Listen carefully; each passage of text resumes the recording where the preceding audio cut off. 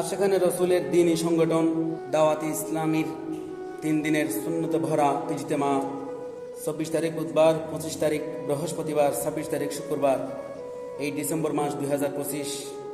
বুধবার সকাল 10টা থেকে শুরু হবে। স্থান হচ্ছে Ashiyan city, block C, airport, Dhaka. যাদের পক্ষে সম্ভব 3 দিনের সুন্নতে ভরা ইজতেমাতে আল্লাহ তাআলা অংশগ্রহণ করার তৌফিক দান করুক, আমিন।